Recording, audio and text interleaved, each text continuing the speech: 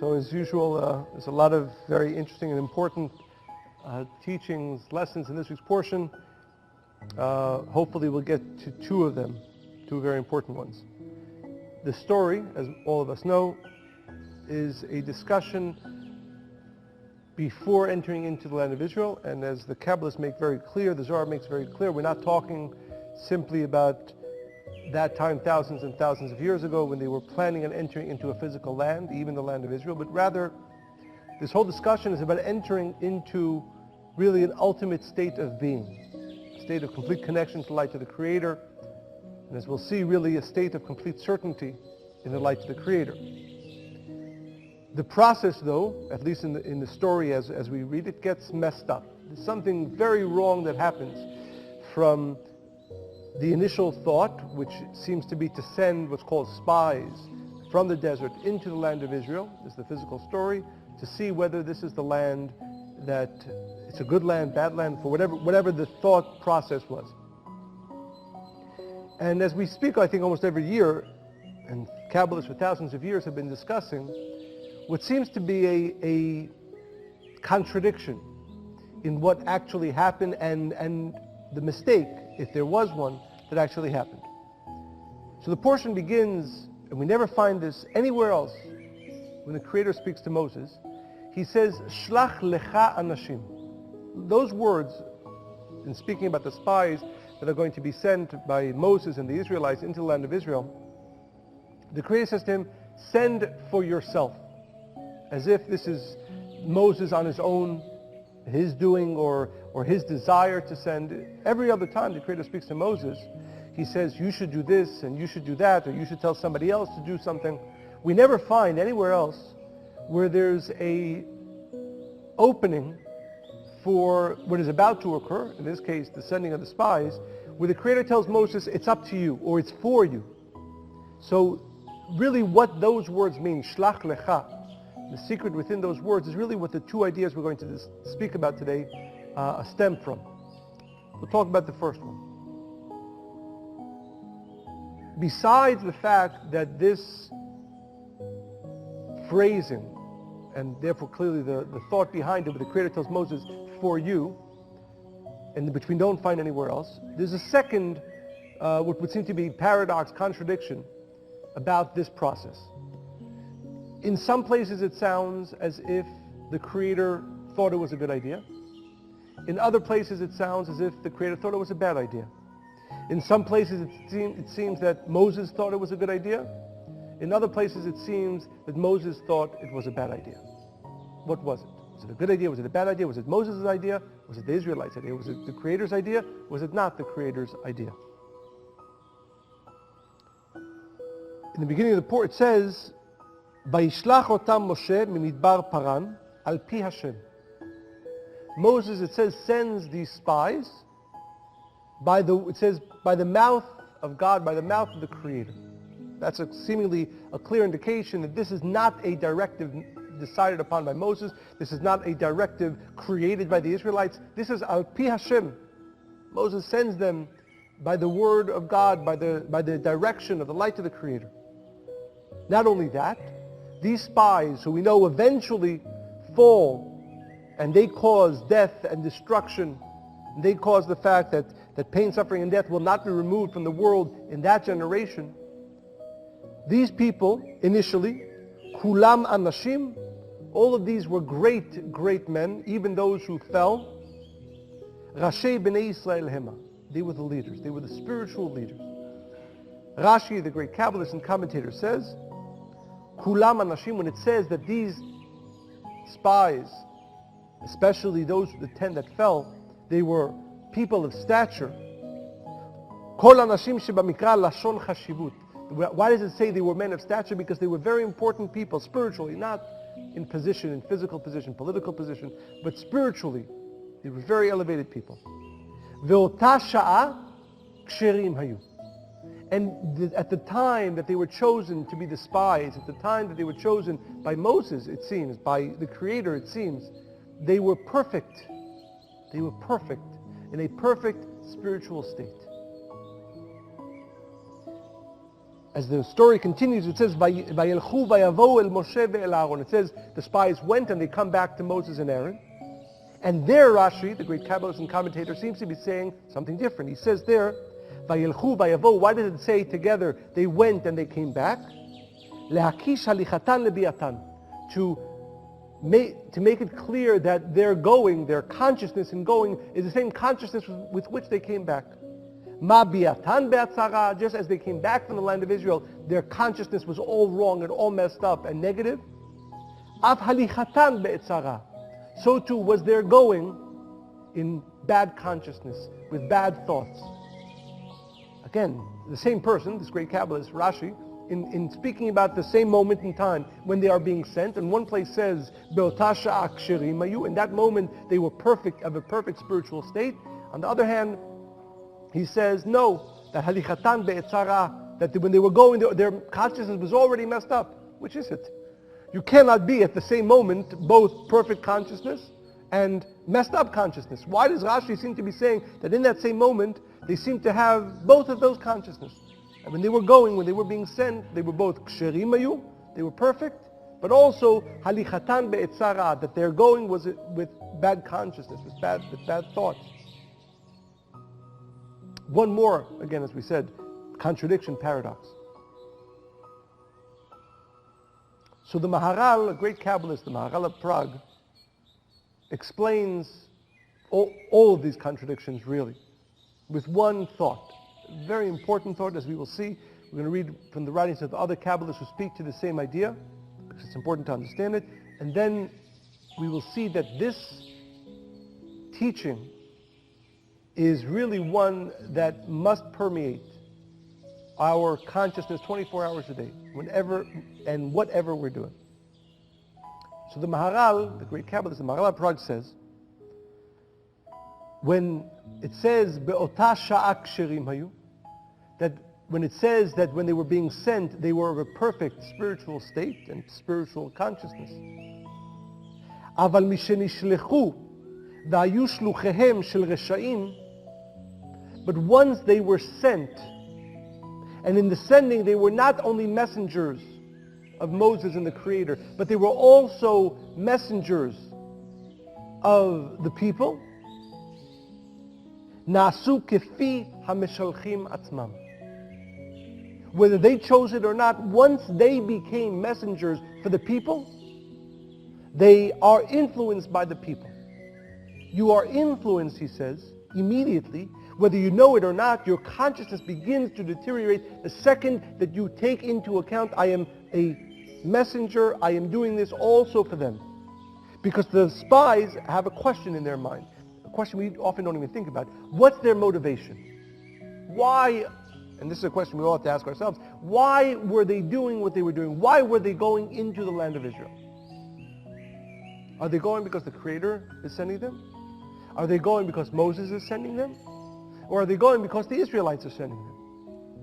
And one would say, what difference does it make? They're going. If it's important, if it's the right thing for them to go, what difference does it make who in their mind is their messenger, who's sending them, on whose behalf they are going? But the Maharal, the great Kabbalist, says no. Your motivation, in this case the spy's motivation, is everything.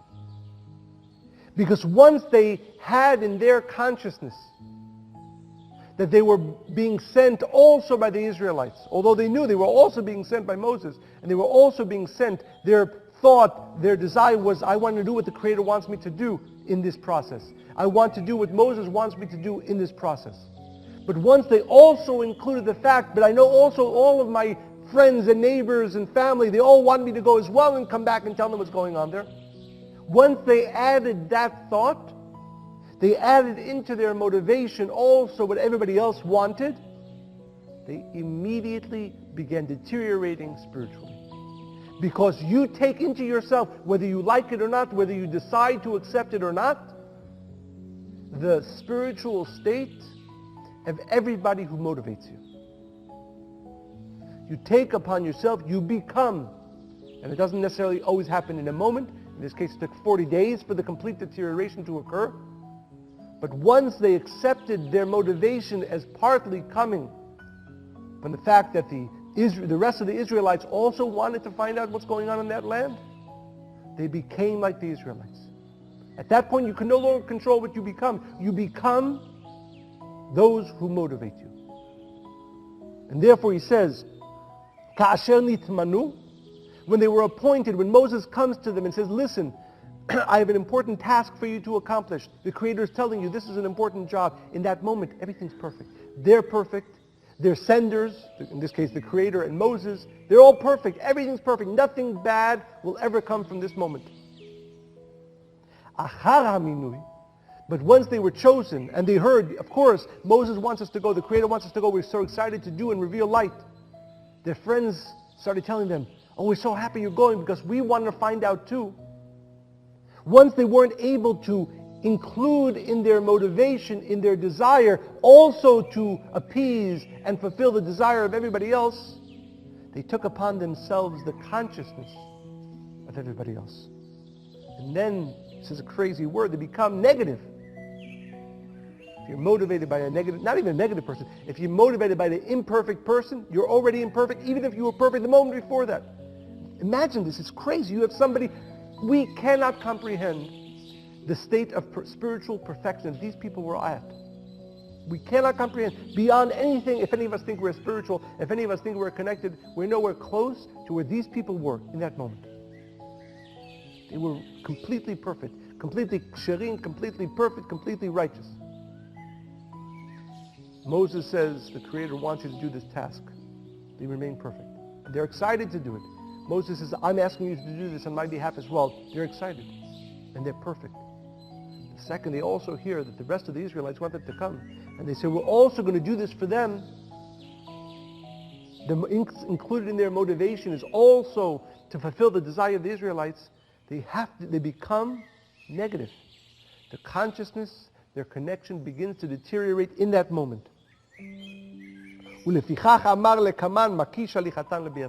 And therefore we can say that their going was also in a negative state. Because now we're clear about the timeline. They are perfect. Moses appoints them, they are perfect. The Creator appoints them, they are perfect. They hear the Israelites want them to go as well, and they accept that motivation. They already become imperfect. They already begin their process of deteriorating. It's an amazing, amazing thing. You know, I was thinking about this as I was studying this week. You know, we talk about consciousness. The Rav talked about it all the time. We talk about it all the time. I don't believe any of us really has any appreciation for the power of consciousness. You're doing something. It's either right or wrong. How big a deal? Yes, of course, consciousness is important as in addition to the action. Here we see something completely different. The action can be perfect, and the person doing the action can be perfect. If there's a slight addition here in what motivated them into doing this perfect action by perfect people, it not only destroys it, makes it completely negative and brings only death and destruction. Think about that for a moment. Whatever you thought about the power of consciousness, I hope that from this, there's more to learn from it as well, begin to change. I had this crazy thought as I was reading this, really, and we say this all the time, but again, hopefully with this new understanding, we come to a deeper understanding of this. Actions are only a tool for consciousness. It is never, ever, ever about the action. Sometimes, because we live in the physical world, we need tools, we need actions to bring us, to help us elevate consciousness. But it's about consciousness. It's only about consciousness. And we see here, again, these perfect people doing a perfect task, chosen by the Creator, chosen by Moses. But because there was this little motivation added by what the Israelites desired as well, it destroyed them and destroyed the action and brought death and destruction. It's an amazing, amazing understanding. The Or HaChaim, Rabbi Chaim ben Attar, speaks about the same idea, and he says, לצד שכוונת המשלחים הייתה רעה, because the rest of the Israelites who desired to send the spies, their consciousness was negative, taf'il po'el hara b'shaliach, that affects negativity in the consciousness, in the person being sent. ויולד בו תכונה רעה מה שלא הייתה בו קודם. And it creates a new negativity within that person that did not exist prior. Now, the beautiful thing we have to understand is that just as this is true in the negative, it's also true in the positive. כדרך כשתוליד בחינת הקדושה בשלוחי מצווה לטובה. So too, if a person is being sent, is a messenger of a positive person, of a perfected person, if he's a messenger of the Creator, even more so, he becomes awakened within him or her perfection and elevation that did not exist prior. ולזה, הגם שהיו צדיקים בהתחלתם עשות ההליכה, and therefore again, these spies, even though they were perfect, when they began this process, נולד בהם תכונה רעה מכוח המשלחים ויעצו להדיח.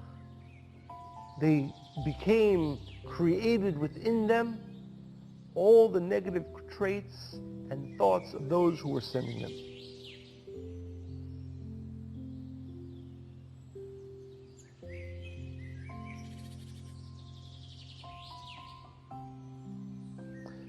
We read a little bit in the same vein from another Kabbalist, the Khatam Sofer. He writes,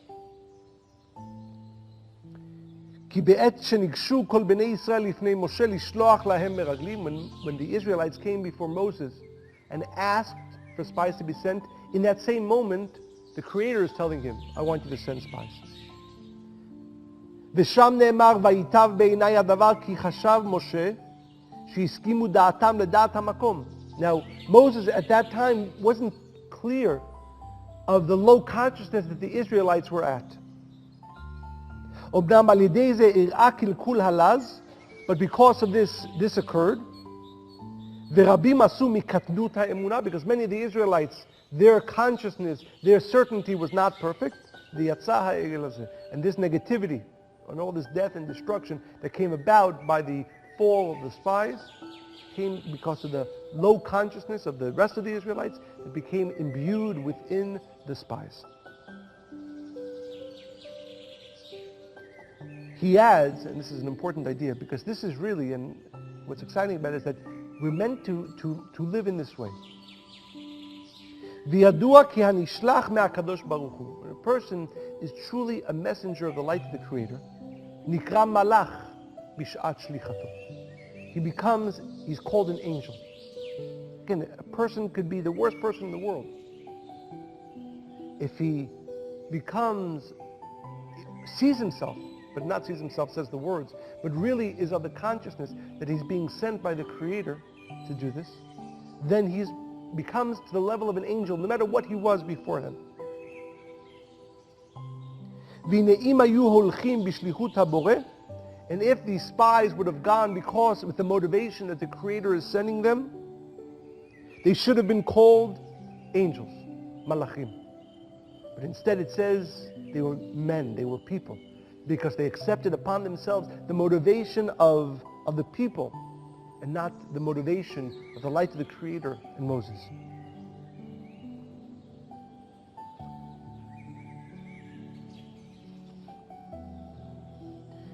He says, therefore, interestingly, we read in the Haftarah, in the section from the prophets, there was another time when spies were sent. Joshua, before he's about to enter, because the Israelites fell in this week's portion, none of that generation merited to enter, except of course Joshua and Caleb.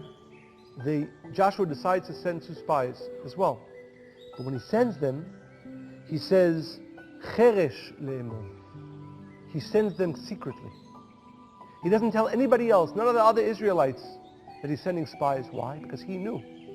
He knew why he was one of the spies, Joshua. He knew why the other spies fell, because other people knew about it, and they accepted the motivation from other people, and therefore he wanted to make sure that these 2 spies that he sends aren't influenced by the consciousness of the people.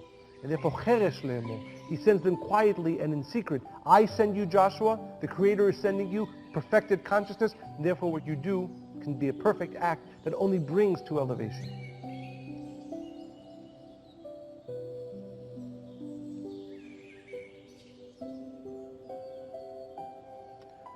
So,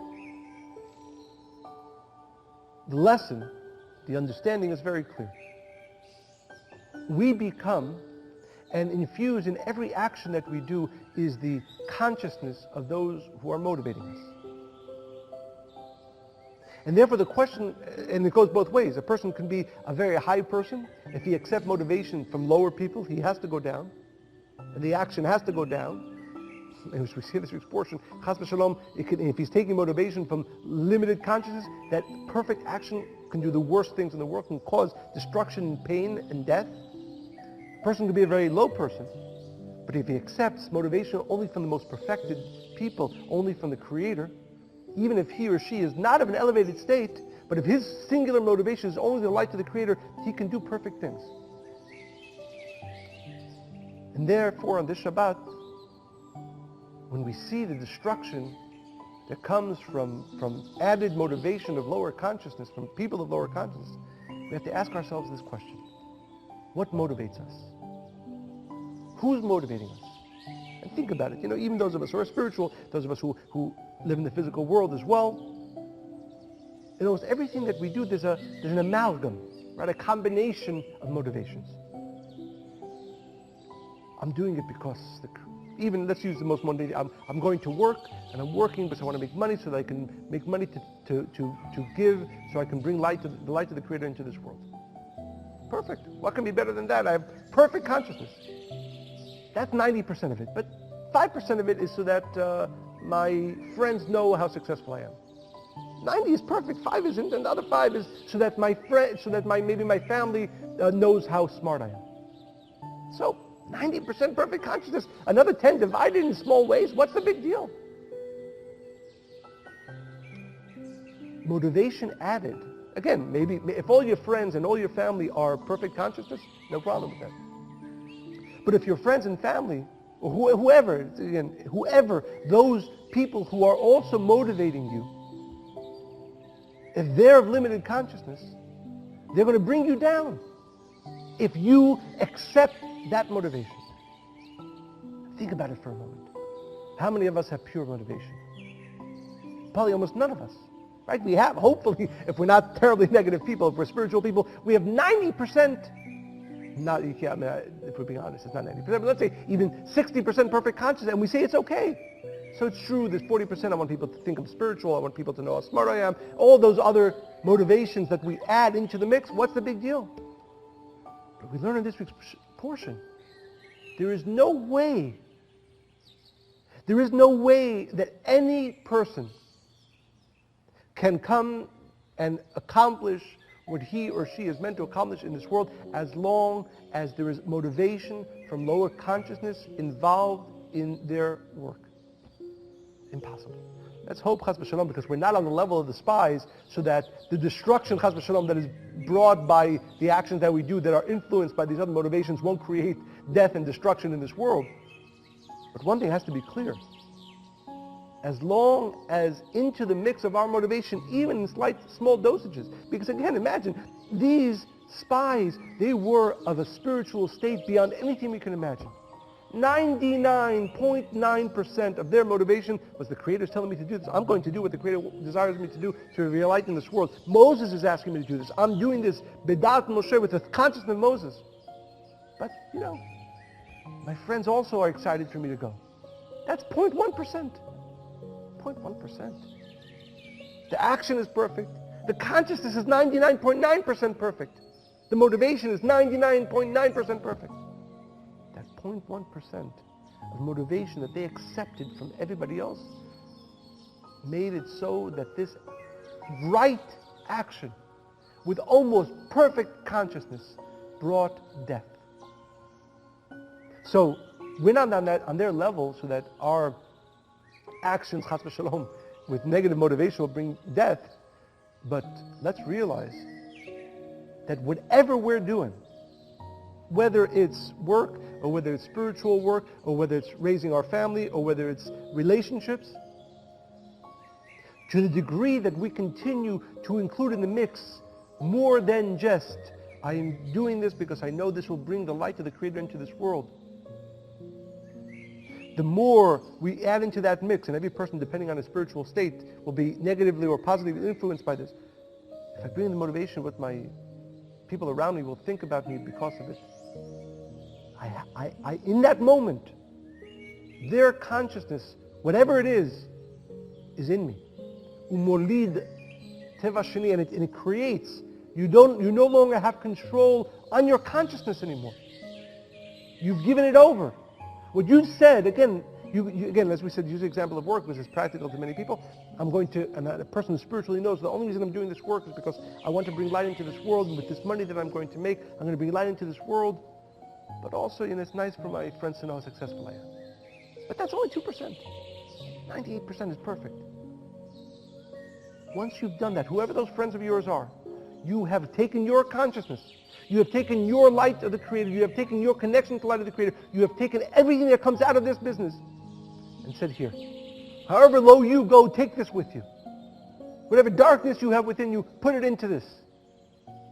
And this is true about work, and this is true about family, this is true about spiritual work. This is the Shabbat when we have to at least assess and begin the process of purifying our motivation. Because we need to be scared. Because we need to know that to the degree that we are motivated by others, to the degree that we allow others to add their thoughts and motivation into our mix, whatever degree it is, we give over our consciousness, we give over our light to them. Wherever they are, however low they go, that's where we go with them. We no longer have control. The spies lost control. These perfect people lost control. Because once they gave over motivation, they gave over themselves. They gave over their consciousness. The other side, which is also exciting, is that, and this is how we need to really begin to see ourselves, to purify our motivation. Why am I doing this spiritual work? Why am I teaching? Why am I doing work? Physical work. Why am I spending time with my family? I am a messenger, clearly. My only motivation is because I know the light of the Creator wants me to make this money. The light of the Creator wants me to have this relationship. The light of the Creator wants me to do this spiritual work. And I keep purifying my motivation. Then you become a malach Hashem. You become an angel. Even if you're the worst person in the world, obviously not the worst person in the world, but even if you're not a very elevated spiritual person, if you can purify your motivation, you become an angel.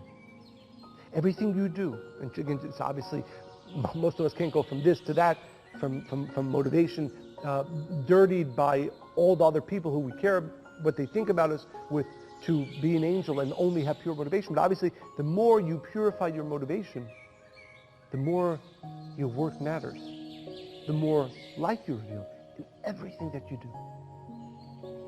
That's the words of the Khatam Sofer. He says, Ki hanishlach me'akadosh baruch hu nikra malach. You decide. You decide whether you're an angel. Today, you woke up in this morning, you didn't have to be the most wise person in this world, you didn't have to be the most spiritual person in this world. All you need to do, if you can, I don't care about anybody else, what they think. I don't have any other motivation except I want to only to do in this day what the Creator, light of the Creator wants me to do, in work, in relationships, in family, in my spiritual work. If you're able to do that, again, most of us are not yet able to do that, but if you're able to do that, no matter what you've done yesterday, no matter how much you know, no matter what you've connected, you're an angel. Your work is perfect. And it will continue to birth greater perfection and greater perfection. It's an amazing, amazing understanding. And again, one that I hope scares us on the negative. When we realize the damage and danger that adding motivation from others to whatever degree, how much damage and darkness and destruction that brings, and how it must be clear to us that as long as the motivation of others is involved in our process, we can never achieve perfection. We can never achieve the purpose for which our soul came into this world. On the other hand, the exciting part is that even if we're of a low spiritual state, if we are able, and this needs to be a constant work, to purify our motivation. I am only doing this. And again, this is not going to be true in the first day or in the first week or in the first month, maybe in the first year, but this is where we need to get to. I must make sure that every day and every week and every month, my motivation becomes purified and purified and purified. And I become more of an angel, because when I am motivated only by the light of the Creator, everything I do is perfect. It's an amazing, again, as I said, it's one of those teachings that I think is beautiful just in understanding it, but in the practical effect that it must have on our entire lives and everything that we do. It's one of these teachings that hopefully we accept, understand its importance, and begin the process of changing through it. And this is the Shabbat, when that gate opens up, to purify, to assess, to realize how badly influenced we are, how badly motivated. Again, hopefully all of us have positive motivations as well, but all those additional motivations, they cause destruction. And receive the desire to purify our motivation. And with that desire, as it grows, we become more and more powerful, more and more angels of the light of the Creator. And everything that we do becomes more and more perfect. It's very important to understand it.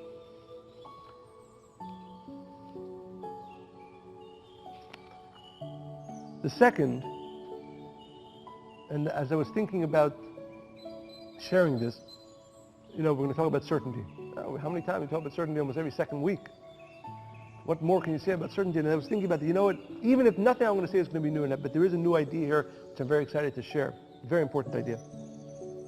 Really, you should be talking about certainty all day and all night.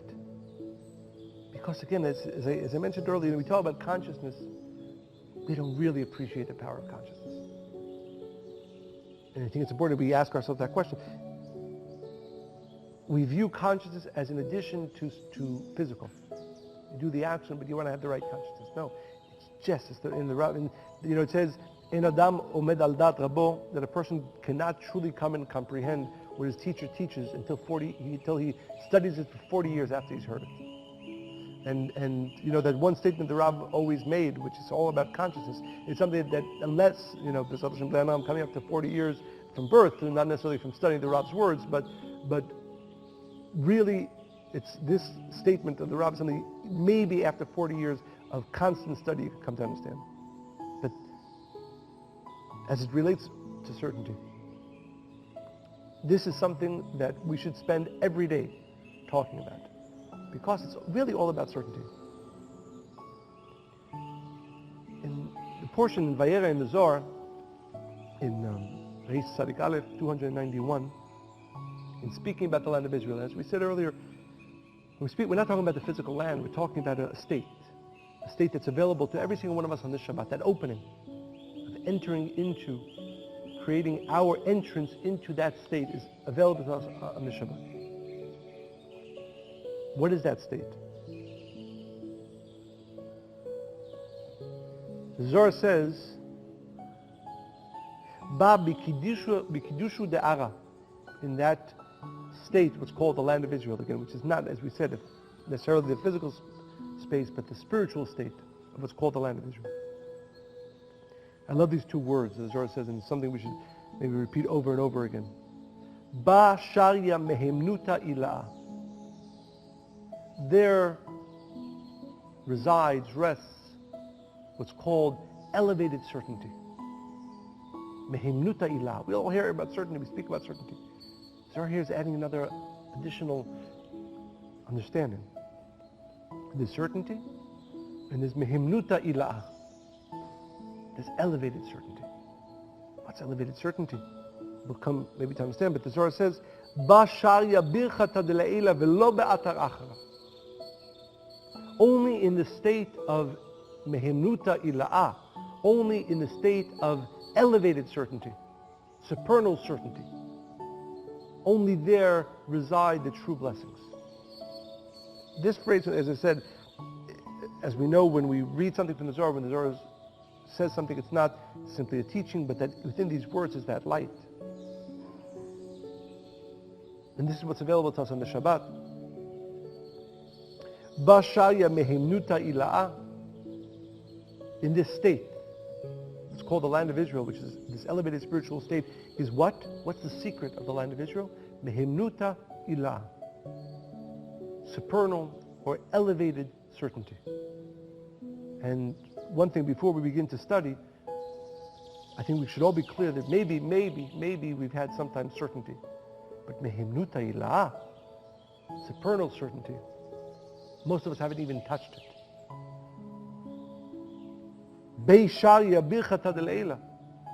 Only in that state of elevated certainty do true blessings reside. And in no other place do true blessings reside. Supernal certainty, elevated certainty. How do you get to elevated certainty? So, as we mentioned in the beginning, this whole discussion of the spies is a very confusing one, both in the way it's written in the Torah and even in the early commentaries about it.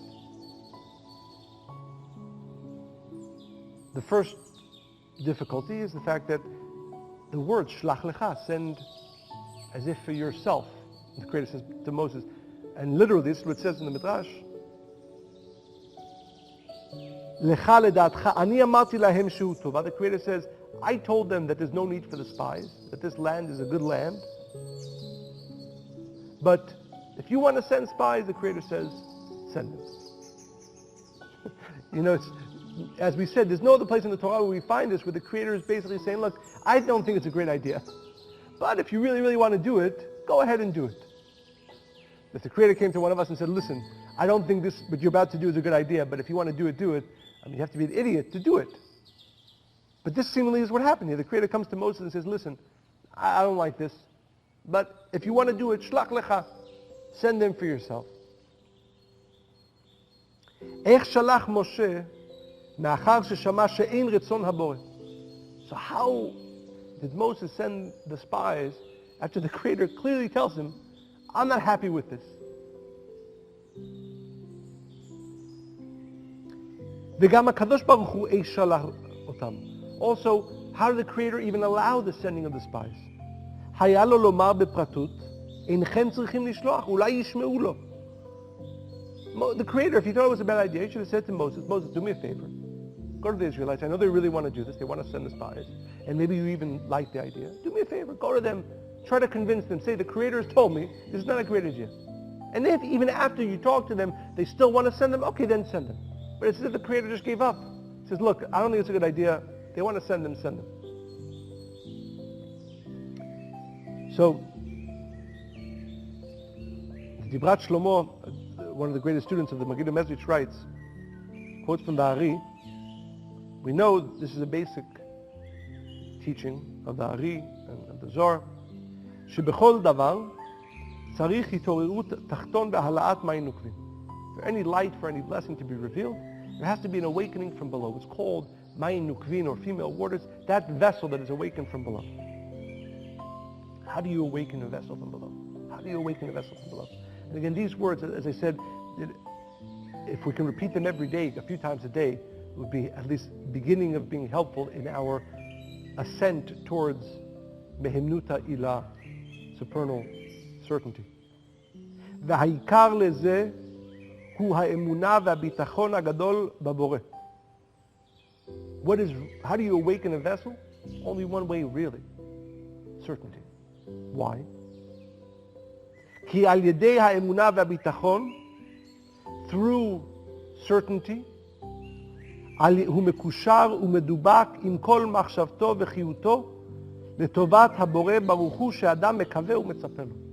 When you awaken complete certainty in the light of the Creator, you awaken a complete unification, a complete connection of consciousness. Certainty is the only way that you bind your consciousness to the light of the Creator. Consciousness is everything. So you can do an action, you can put on tefillin, or you can pray, or you can study, or you can do an action of sharing. That's not binding your consciousness to the Creator.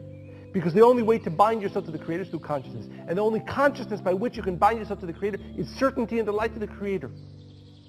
Certainty in the light of the Creator. And if you're able to awaken complete certainty, constant and complete certainty in the light of the Creator, then all the blessings that you need and all the assistance that you need comes quickly and without any blockage, without any hindrance.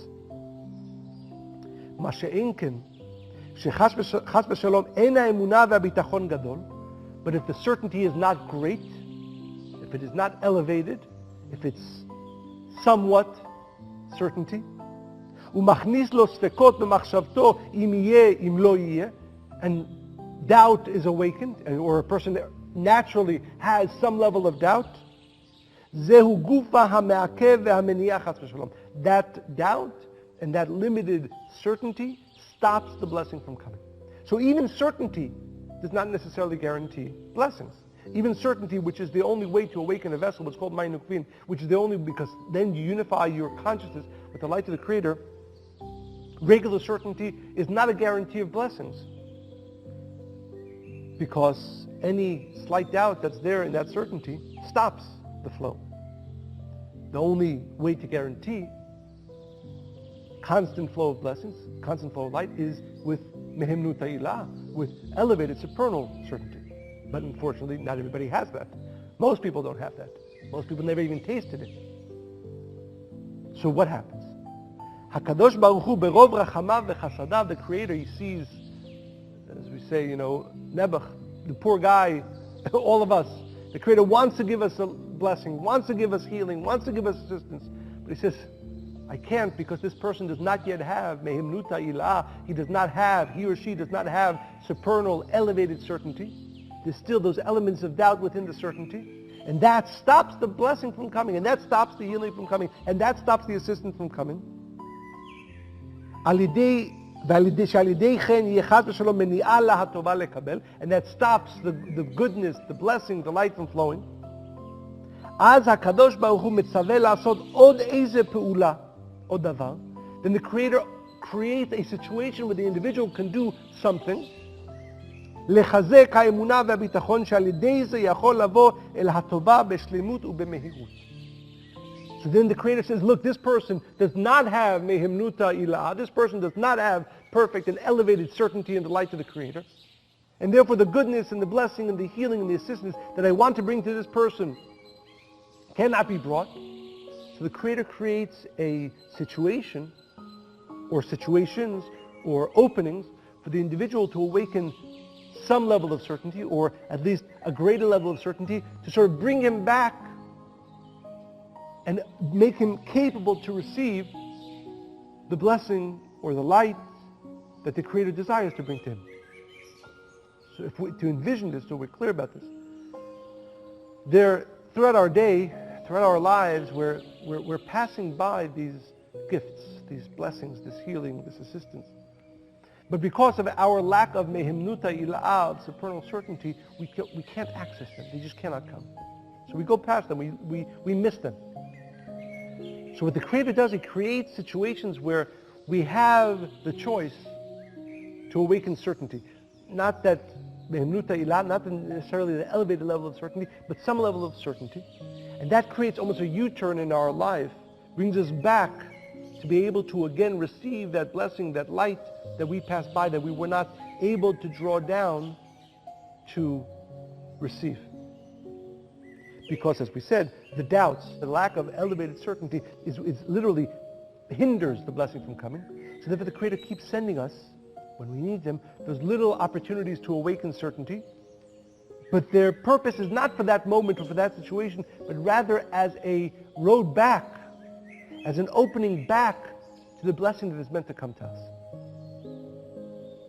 Which means that the opportunities that we have to awaken certainty are not always for that moment alone. Here's a stupid example. You're having an argument with say, a business partner. It's not a big argument, it's something small, but it really starts to bother you. And then doubts start coming in. Maybe this is going to cause all kinds of problems, right? As doubts find their ways in. Now, that situation that you're dealing with right then might be fine to be resolved whether or not you awaken certainty in that moment. So you don't really need certainty for this argument you had with your partner not to destroy the business, right? So you don't really need certainty in that moment. But the reason why that situation is coming to you now is because there's another blessing that you missed, that the Creator desired to give to you and that you were not able to receive it because you did not have mehemnuta ilaha. But if you awaken certainty in this moment, the Creator takes you back and makes you able to receive that other blessing. This understanding is that every opportunity of doubt versus certainty, certainty versus doubt, is not always, and I think we often think it's for the moment. It's for, if I don't have certainty in this moment, then this thing might go wrong. No. This thing might be perfect with or without certainty. For whatever reason, the negativity is not coming into this situation right now, regardless. But the reason you need to grab that moment for certainty is because this is the road back to a blessing that you missed, that you were not able to receive. And every given day, we're given maybe 10 opportunities, U-turns, back to a blessing. And those U-turns only come through situations, again, where you have to awaken certainty. Now, not because you need it for that situation, but because it is a road back to a blessing, to light, to assistance that you missed because you weren't ready to receive it, because you did not yet have mehemnuta ilaha, supernal certainty, elevated certainty. Therefore, we have to understand how desperately we need to grab every opportunity. There are no coincidences. So as we said, let's use this example. So you have this argument with your business partner. The business is going to be fine, and you know that. But the question is, are you going to awaken certainty in that moment? And you might say, what difference does it make? You know, there's other times, chas v'shalom, health issues or other issues, where you know you have to work on your certainty because you need the light to keep flowing there. But here, what's the big deal? It's going to be fine. If this resolves, doesn't resolve, how it resolves, it's not a big deal. No, but it's not about this. The Creator is giving you this situation so that you can awaken a higher level of certainty, so that you can go back to a blessing that you missed, that you were not able to receive because of doubt or lack of mehemnuta ilaha. You have to grab every opportunity to awaken certainty and to remove doubt, not because you need it necessarily in that moment for that situation, but because you need it as a road back towards a blessing that's ready to come. There are no coincidences. Every single opportunity for doubt or certainty, small or great, is given to us by the Creator to bring us back to a blessing that we missed. Sometimes it's true, even in that moment we need it, for that situation we need it. But more often than not, they're given to us not because we need the certainty in that situation, but we need that action of certainty to bring us back to a higher level of certainty, therefore to bring us back to be able to receive a blessing that we missed. Then you begin to understand you cannot let any situation go with doubt. You cannot let any situation go without awakening a greater certainty. Again, not because you need it there. Again, use a stupid example. You're driving down the street and somebody cuts you off. So your first thought is, this idiot, why is he doing this to me? Right? Or the thought is, no, this is coming from the light of the Creator. I'm so happy about it. Now, your drive home is going to be perfect because you like enjoying the music, you have a nice view. It's going to be perfect. You don't need certainty for that drive home. But that opportunity is given to you. Why? It's given to you because there's a blessing that 3 hours earlier you were meant to draw down, or 2 weeks ago, and you went past it because you did not have mehemnuta ilaha, that supernal certainty. And by having it now, it brings you one step closer on that road back. And then 2 hours later you have another stupid situation, but you have the choice to awaken certainty or doubt. And if you awaken certainty, it brings you a little bit closer back to that blessing. It's an amazing understanding. It's a new one, I think, for most of us. The Creator is constantly giving us opportunities back to blessings that we lost by awakening certainty in that situation. But not because you need it then, but because you need it as a way back to a blessing that was meant to come to you. And with this, he explains a story that we all know when Abraham and Sarah were being prepared after many years of trying to have children. They couldn't have children. We all know the story. The three angels come to Abraham and they say, the Creator, because of really a gift from the Creator, but you were able to go beyond nature, and the miracle of a child will come to you. We all know the story. It says Sarah laughed. And Sarah heard the angels saying, and there's endless amount of lessons from the story, but I want to focus on one. Sarah laughs. The Creator then comes to Abraham, and he says, Lama zeh tzachaka Sarah? Why did Sarah laugh? Now, what does the Creator say? Ha'af umnam eled v'ani zakanti. As if Sarah said, I'm old. How can I have a kid? When really what she said was, my husband is so old. How can he have a kid? It says in Rashi, the commentator, that the Creator didn't want to have a fight between Abraham and Sarah.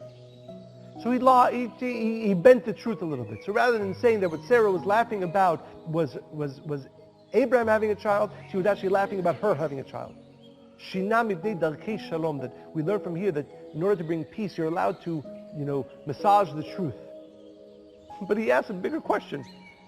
God, if you care so much about unity and harmony between Abraham and Sarah, why even bring it up?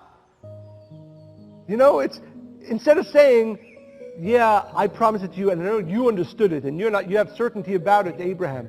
I want you to know that your wife doesn't have so much certainty. But her certainty, so the minutiae, the certainty that she doesn't have is not because she doubts you being able to do it, but because she doubts herself. So the Creator didn't want to cause a fight between Abraham and Sarah, and therefore he changed her actual thought. If you really care, the Creator, about the unity and harmony between Abraham and Sarah, don't even bring it up. Why bring it up? Lama zeh tzachaka Sarah? Why did the Creator come to Abraham and says, why is Sarah laughing about it? So he says,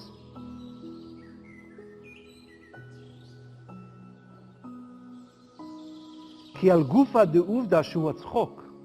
Because what happened here is that the blessing, and this is an amazing understanding, the blessing of children was there in that moment being given to Abraham and Sarah. But she then had a doubt. That laugh, she had 90% certainty, but 10% was crazy thought. 90 years old, 100 years old, giving birth to a child, having a child. She had 10% doubt. And that 10% doubt stopped the blessing.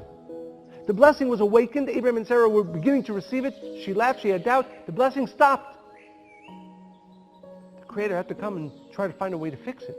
Because, and this is the amazing thing, every one of us has blessings ready to come down, but 90% certainty, what's called the mehemnuta teta'ah, the lower level of certainty, will stop the blessing from coming down. You need mehemnuta ila'ah, you need that elevated supernal certainty. And the Creator knew that about Abraham and Sarah. And he's coming back. Why? Because he's coming to Abraham and saying, listen, there's a problem.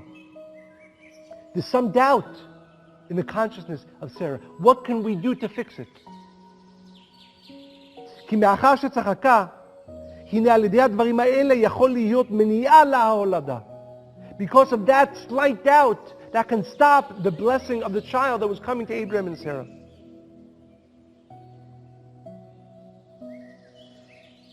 לפי דרכינו על נכון שהקדוש ברוך הוא אמר לאברהם, that what the Creator is telling Abraham is saying, Abraham, do us all a favor. I want to give you this blessing. You want to receive the blessing. And the blessing is on its way down, but Sarah now with this light doubt has stopped it. Go and talk about certainty again and again and again and again until the certainty goes back up to 100%. Because until Abraham and Sarah, your certainty is back up to 100%, this miracle, although you deserve it, and although I'm starting and willing to give it, will not come to you. Will not come to you. And therefore the Creator is coming to Abraham not to complain about Sarah, but he's coming to say, listen, we got to do something. This blessing that I'm ready to give to you and that you want to receive, that I've already given to you, is about to stop. Go back to Sarah and speak about certainty again and again and again until your certainty goes back to up to 100%.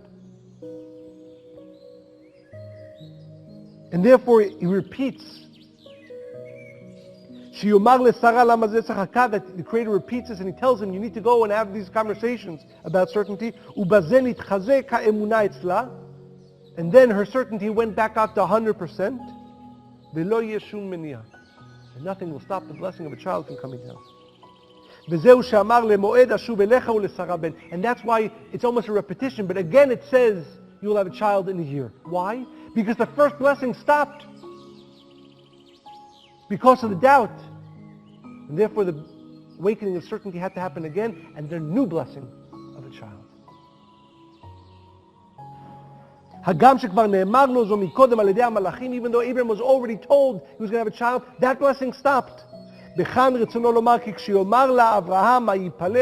when When the Creator says to Abraham, go and have more conversations about certainty. תתחזק אצלה האמונה ואז בוודאי למועד אשוב עליך כעת חיה ולשרה בן.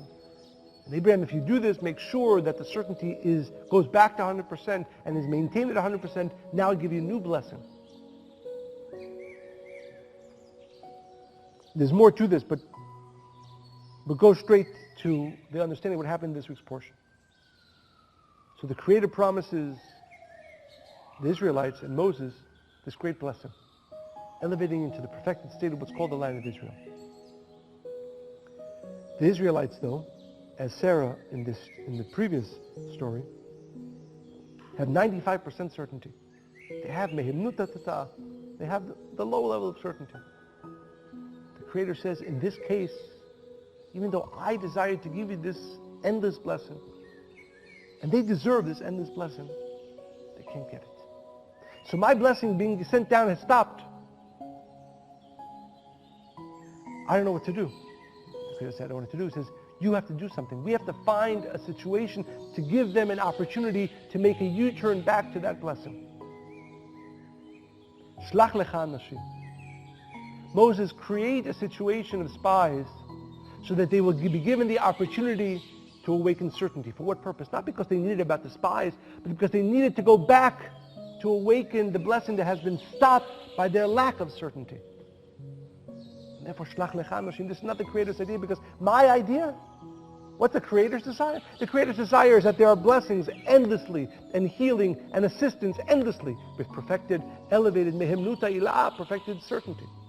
But Moses, the Israelites have fallen in their certainty. Now we got to do something that's not in the script. This is not the way I had it planned, the Creator says. But let's create this other path for them back into that original blessing. Send the spies, give them an opportunity for doubt or certainty. If they awaken certainty, they go all the way back to that original blessing. Because there's no way back for the Israelites back to that blessing unless they reawaken complete certainty. Of course, we know the Israelites did not, but that opportunity and that consciousness, that understanding is given to us every Shabbat. Every Shabbat, Shlach lecha, on this Shabbat. This understanding. It's all about achieving, as the Zohar calls it, mehimnuta ilah. Everything about our spiritual work, everything about our lives need to be in the pursuit of mehimnuta ilah. Elevated, supernal certainty. Why? Because, as the Zohar says, Bei Sharia Birchata Deleila. Only in that state of consciousness do the supernal blessings truly reside. V'lo ba'atar achara, and nowhere else. And therefore, we have to grab. Because what happens, again, every single one of us has an almost endless amount of blessings that we've passed by, that are there waiting for us, but they cannot come because our states of doubt and uncertainty have blocked those blessings. So what does the Creator do? He gives us in every single day 5, 10 opportunities to make a U-turn. What's the only way to do that, to go back to that blessing? Situation where you have a choice, certainty or doubt, great or small, stupid or consequential. But it's not about that situation. It's only if you keep grabbing those levels of certainty, it takes you back to a blessing that was already given to you, that you were already ready to receive. As I said earlier, as I was thinking about this, although there is a new idea here, and it is a very important idea, even if we're just talking about certainty, I'm happy to be talking about it again. And we should be talking about it as the Creator tells Abraham to speak to Sarah. Our entire life needs to be in the pursuit of mehimnuta ilah, supernal certainty. And the only way to go back to the blessings that are awakened by mehimnuta ilah, by supernal certainty, is by making sure that we grab every U-turn the Creator gives us.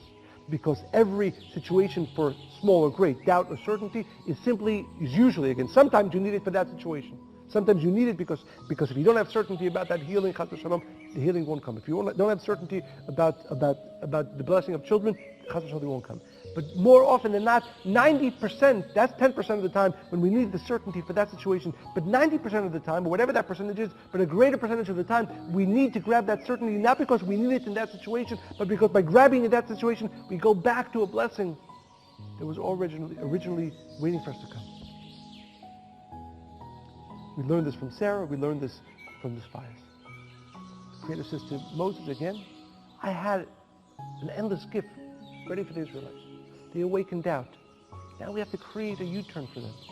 In this case, the Israelites didn't take it. But in our case, they come every day. Every day. We have to grab those moments to elevate our certainty towards mehimnut ha'ilah, towards elevated certainty. Again, not necessarily because we need it in that moment. In the cars being cut off, in the argument that you're having with your spouse or with your business partner, whatever. But because you need to grab that moment of certainty to take a U-turn back the Creator is giving to you. Back to that blessing that was already given to you, but that you blocked because of your lack of certainty. As Hashem, as we said, on this Shabbat, we are given an opening towards mehimnut ha'ilah, supernal certainty. It needs to become a new concept for all of us. Because only if our life, how do you know if your life is in this pursuit? If every opportunity, or at least most of the opportunities that come your way for doubt or certainty, you grab the certainty. If your life is in the pursuit of mehimnut ha'ilah, supernal certainty, then be sharya birchata. Only there the supernal blessings reside. Lo ba'atar achara. The Zohar says nowhere else. Therefore we ask on the Shabbat with this understanding, give us the desire, the inspiration to make our entire lives about the pursuit of mehimnut ha'ilah, supernal certainty. How do you manifest that? Grab every U-turn. Grab every U-turn. And B'ezrat Hashem, as you do that more and more and more, you begin the ascent towards mehimnut ha'ilah, supernal, elevated certainty. Ba shalya birchata de'leila, where there and only there reside the supernal blessings. V'lo ba'atar achara, and nowhere else. B'ezrat Hashem. Shabbat shalom.